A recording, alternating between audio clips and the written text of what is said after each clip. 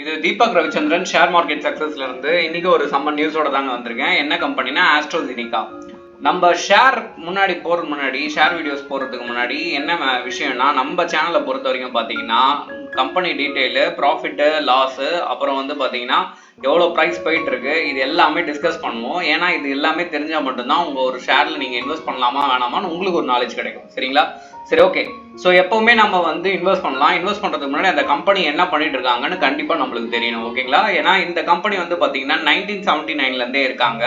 மெயினாக இவங்க ஃபோக்கஸ் பண்ணுறது மெடிக்கல் ஃபீல்ட் தான். ஸோ ஃபார்மா உங்களுக்கு பார்த்துருந்தா தெரிஞ்சிருக்கும்.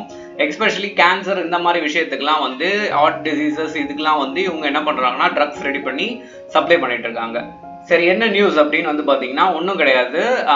இந்தியன் கவர்மெண்ட் வந்து இவங்க ஒரு ட்ரக்ஸ் இன்ட்ரடியூஸ் பண்ணுறதுக்கு அப்ரூவல் கொடுத்துருக்காங்க. ஸோ அது இன்ட்ரடியூஸ் ஆச்சுன்னா மேபி சேல்ஸ் வந்து இன்க்ரீஸ் ஆகும். ஸோ அந்த ரீசனுக்காக இன்னைக்கு என்ன ஆச்சுன்னா இந்த ஸ்டாக் வந்து 12% ஏறி 52வது வீக் ஐயை தொட்டுருச்சு. ஐ மீன் 1 இயரோட ஐயை தொட்டுருச்சு.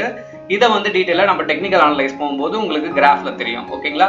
சரி, ஓகே. Fundamental analyse. ஒரு கம்பெனிக்கு எப்பவுமே அடிப்படை என்னன்னா அதோட வரவு செலவு, அதுதான் முக்கியம். ஏன்னா அது நல்லா இருந்தால் மட்டும்தான் வந்து நம்ம டெக்னிக்கலாக வந்து ஸ்டாக் நல்லாவே ரியாக்ட் ஆகும். ஓகே. ஸோ எப்போவுமே வந்து புதுசாக வந்த வரவு செலவு கணக்கை தான் நம்ம பார்ப்போம். ஸோ புதுசாக வந்தது என்னன்னா ஜூன் மாதம் ரிலீஸ் ஆச்சு. ஜூன் 2023 டு ஜூன் 2024 வந்து பார்த்தீங்கன்னா சேல்ஸ் மட்டும்தான் இன்க்ரீஸ் ஆயிருக்கு, மற்ற எல்லாமே வந்து நெகட்டிவ்ல போயிருக்கு. ஸோ அதால இந்த கம்பெனி வந்து எந்த நியூஸும் இல்லாமல் இருந்த காரணத்தாலும் சரி, சேல்ஸும் குறைஞ்ச காரணம், ஐ மீன் வந்து மற்ற டேட்டாஸ் எல்லாமே குறைஞ்ச காரணத்திலும் சரி டவுன் ட்ரெண்ட்ல தான் இருந்தாங்க. அது டெக்னிக்கல் அனலைஸ் நீங்கள் போகும்போது தெரியும். இப்போ நியூஸ் வந்ததால இந்த ஸ்டாக் வந்து கொஞ்சம் பூம் ஆயிருக்கு. ஏன் பூம் ஆயிருக்குன்னா, இப்போ வந்து கவர்மெண்ட்டே வந்து ஓகே நீங்கள் வந்து ட்ரக் சேல் பண்ணிக்கலாம்னும் போது அதிகமாக வந்து சேல்ஸ் நடக்கும். சேல்ஸ் நடக்கும்போது அடுத்த குவார்டர் வரும்போது இவங்க ப்ராஃபிட்லேயும் இருப்பாங்க.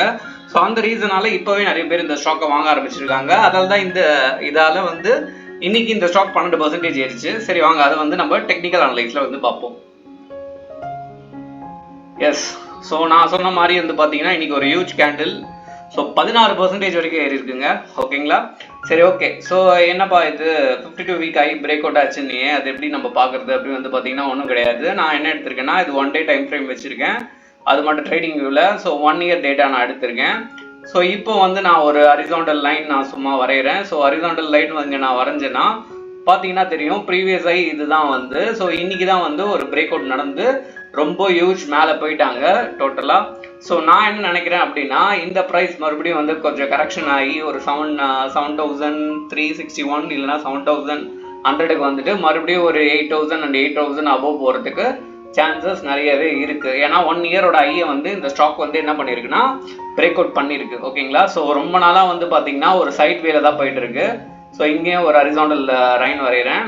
ஸோ இப்போ வந்து நீங்கள் இதை வந்து ரெசிஸ்டாகவும் இதை வந்து சப்போர்ட்டாகவும் நீங்கள் எடுக்கலாம். ஸோ ரொம்ப நாளாகவே வந்து பார்த்தீங்கன்னா ஒரு சைடுவே ரேலி தான் நடந்துட்டு இருக்கு இந்த ஸ்டாக்ல. ஓகேங்களா?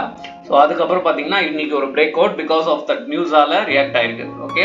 ஸோ இந்த ஸ்டாக்கை நீங்கள் வாங்கலாமா கேட்டிங்கன்னா அது உங்கள் விருப்பம். ஏன்னா ஷேர் மார்க்கெட் பொறுத்த வரைக்குமே உங்களுக்கு ஒரு நாலேஜ் இருக்கும், அதை பேஸ் பண்ணி ஸ்டாக்கை வாங்க. நான் சொன்னேன், வெளில யாருன்னா சொன்னாங்க அப்படின்ற ஒரு ரீசனுக்காக ஸ்டாக் வாங்கி போடாதீங்க.